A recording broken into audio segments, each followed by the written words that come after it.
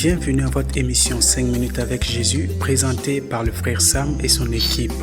Bonne écoute à tous. Nous bénissons le Seigneur pour cette occasion, pour retrouver nos auditeurs dans cette édition de 5 minutes avec Jésus. Et c'est une joie qui nous inonde le cœur pour l'occasion que Dieu nous donne. C'est une grâce, c'est la miséricorde de Dieu qui fait que nous vous parvenions.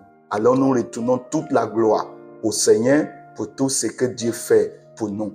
Nous retournons dans notre Genèse, le chapitre 2 et le verset 8 aujourd'hui. Nous avons commencé par toucher ce Genèse chapitre 2.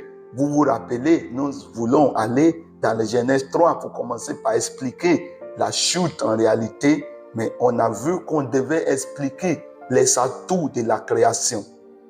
Les atouts de la création, les programmes de Dieu, le cœur de Dieu, la largesse de Dieu, pour ce que Dieu avait comme projet dans le cœur de l'homme, dans la vie de l'homme. Et on a vu que cela était bien étalé, était bien énuméré, ou du moins était bien mis en évidence par les œuvres que Dieu a fait au début de la création, même avant la création de l'homme. Donc lisons avec moi le Genèse chapitre 2, le verset 8.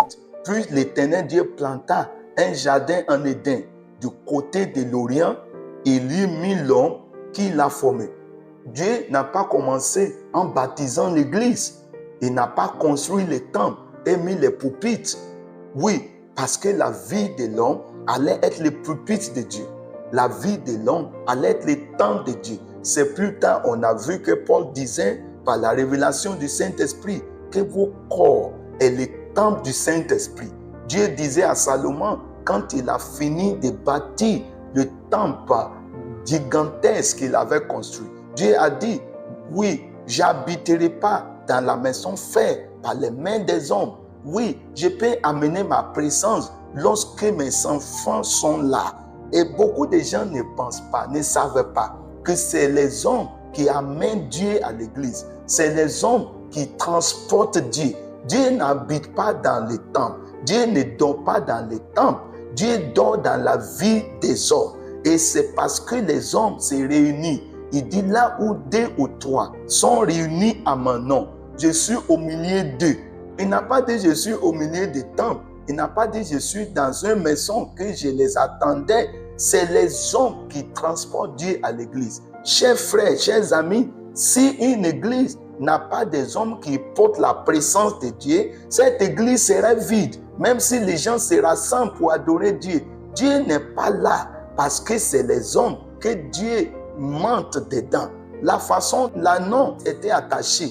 Et c'est quand Jésus est monté sur l'anneau là que l'anneau était valorisé. C'est Jésus qui valorise l'église. C'est sa présence qui valorise l'église. Si la présence de Dieu n'est pas là, on a juste construit une maison pour dormir. On a juste construit une maison pour faire ce que nous voulons faire. Je voudrais vous dire, chers frères, chers auditeurs, il n'y a pas un endroit où on ne peut pas amener Dieu si on possède Dieu. Il n'y a pas une dénomination qui est mauvaise. Si on peut trouver des hommes, si on peut trouver des pasteurs, ce n'est pas parce qu'un endroit est appelé catholique que Dieu ne peut pas aller là-bas. Ce n'est pas parce qu'un endroit est appelé baptiste que Dieu ne peut pas vivre là-bas. Ce n'est pas parce qu'un endroit est appelé alliance ou bien assemblée de Dieu que Dieu ne peut pas aller là-bas. Si Dieu trouve les hommes, si Dieu trouve des pasteurs, si Dieu trouve les choristes, les hommes et des femmes qui portent Dieu, en qui Dieu récite,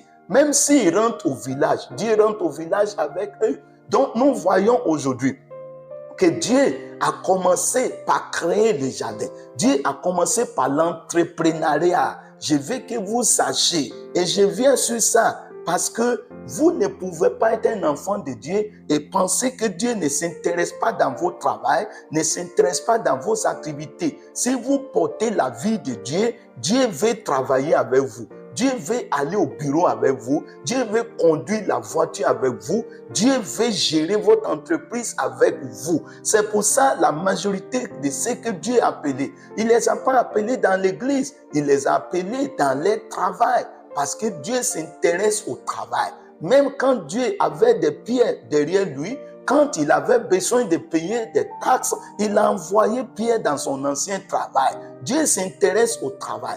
Mais le problème, c'est la nature avec qui nous travaillons, la vie avec qui nous travaillons et pour qui nous travaillons. Dieu a fait le premier homme pour travailler pour lui et pour travailler pour sa gloire et d'utiliser son travail comme un point de contact pour toucher l'humanité. Mais quand la chute est arrivée, l'homme est gâté et le travail est gâté. La souffrance est installée dans le monde entier. L'homme travaille, mais ce n'est plus dans le projet de Dieu, ce n'est plus dans la volonté de Dieu. Je prie que Dieu nous donne la compréhension, que Dieu nous donne la révélation véritable.